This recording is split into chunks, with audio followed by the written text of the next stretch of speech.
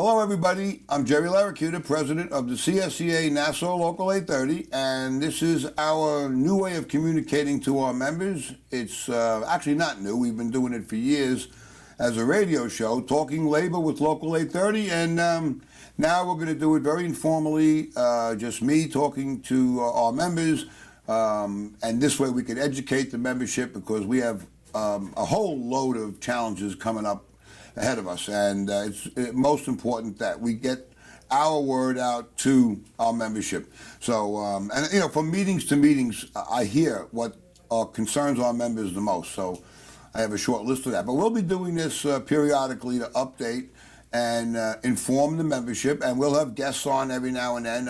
We're testing out this new equipment. Like I said, this is very informal. We're not nothing scripted here. I'm just talking in a town hall style.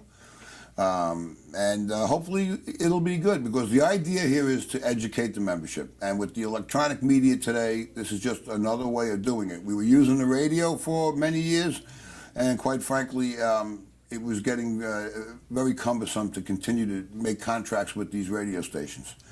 Okay, so when I walk around and my team and I go around and we visit the various units, there are some issues that are predominantly most important to everybody, you know, and the most popular one are what's going on with NIFA, the control board, and what happens at the end of 2017, which is directly related to the control board. Well, let me just hit you on the NIFA issue first. It just happens to be the timing of this is pretty good. We recently found out a day and a half ago, 2 days ago, that the New York State Court of Appeals has officially determined that we have no case in state court against NIFA.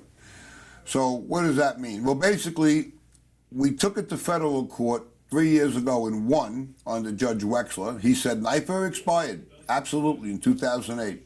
Unions win, NIFA and county loses, give them back their money. On appeals, the federal appeals court kicked it back to the state. That was their argument. Their argument in the state, the county and NIFA's argument was it's a state issue, not a federal issue. And they won that argument. So the next thing we did was it went back to Judge Arthur Diamond in state Supreme Court, and he ruled against us. No surprise there. Once you leave federal court and you're into the state system, politics do take over.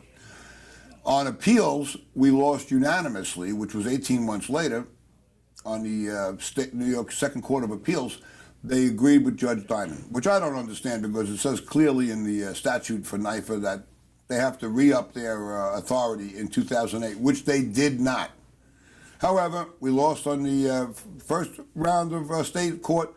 We lost on the appeal, and we were just told 2 days ago that in fact, the highest state appeals court, the New York Court of Appeals, refused to even hear our case. All the unions, not just CSEA.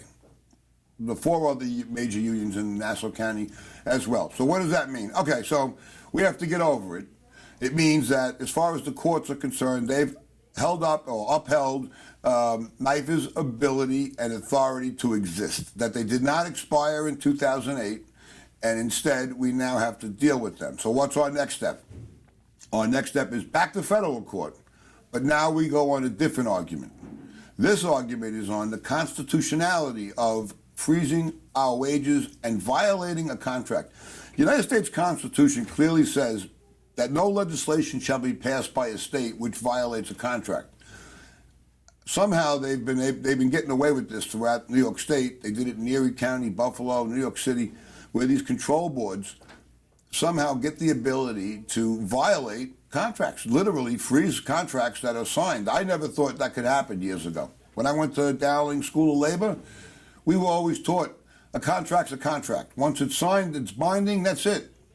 And if one side doesn't live up to the contract, there are remedies, but you just can't negate it and say, whoops, I made a mistake, or oops, I'm sorry, and it doesn't count and do over.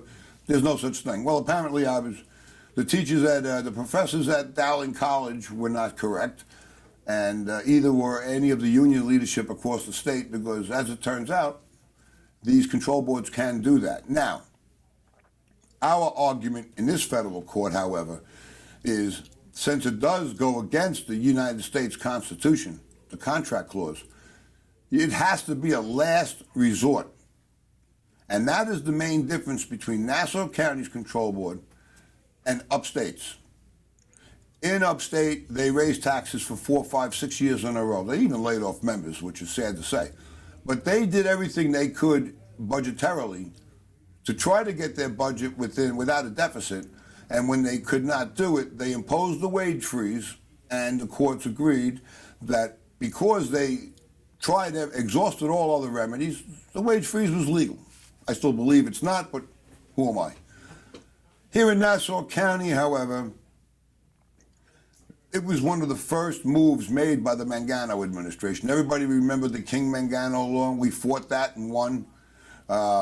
We rallied with 5,000 members out on his front lawn. That was a very contentious time back then. And then not soon after that, we had the wage freeze come in. And that was March 23rd of 2011, a date that is etched into my mind. Certainly a black day in our history. And with that, all 5 unions in Nassau County had their contracts frozen, and that's where we're fighting now in federal court. We're going to say, wait a minute, you can't call a control board in and make it like your first line of attack. Boom, just go in there and say, hey, I don't want to balance the budget, I don't want to raise taxes, I don't want a home heating oil tax. Instead, let's go after the employee's contract that we signed in good faith and take it out of them. And that's exactly what we believe they did.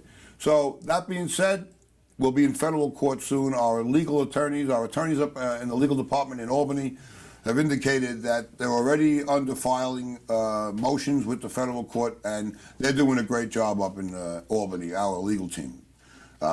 Take a break.